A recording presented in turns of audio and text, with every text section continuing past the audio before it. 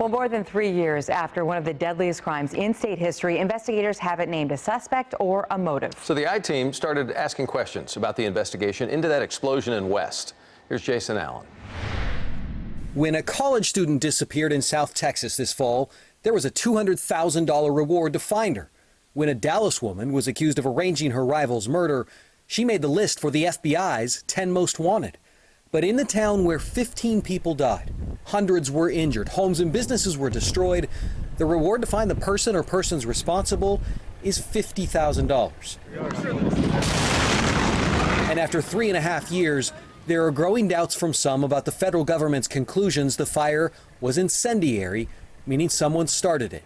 I don't believe that. Holly Harris lost her husband, Dallas Fire Captain Kenny Lucky Harris Jr., when the West fertilizer plant blew up in April of 2013. He said he was going to go see if they needed any help. It was just very few minutes after that it exploded. Harris is among those in West who told the I-team they don't believe the ATF's ruling of arson. The town is too small, they said, and the crime too big for someone to get away with it for this long. I think somebody would talk. Well, it just tore that scab off. You know, the wound is now open again. John Crowder, a civic leader and pastor of the First Baptist Church, said the ATF's announcement stopped the town in its tracks. We need some answers. There are many in West who believe the real culprit is the ammonium nitrate and the way it was distributed and stored that triggered the explosion. It will be one of several arguments in a massive civil trial scheduled to start at the beginning of next year, where victims, the town of West, and agricultural chemical companies will point fingers at who they claim is at fault. Officials with the two main chemical companies, El Dorado Chemical and CF Industries, declined repeated requests from the I-team for a comment. Others in West say they feel the government's arson ruling was an act of desperation, a need to come up with something to justify its 3-year investigation, costing taxpayers more than $2 million.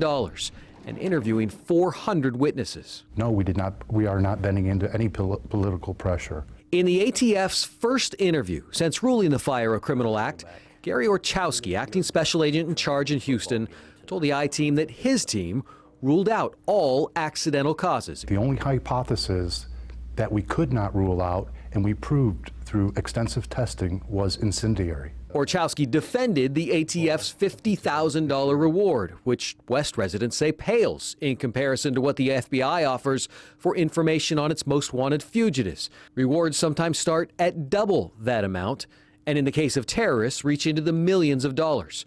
Orchowski says the FBI simply has more money than the ATF, even though both agencies are under the Justice Department. And why is that?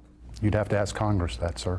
Orchowski also told the I-team the FBI is not helping in the case because even though they have no suspect, the ATF is certain terrorists were not involved. Our testing and the interviews have led us in the direction we're going, and that shows that there are no signs of terrorism. People in West say they're confused by the government's logic and want to see the investigation move in a different direction. I don't believe what started the fire is what is important here. I would like to see more regulations on shipping and storing the chemicals so that this doesn't happen again. Jason Allen, CBS 11 News.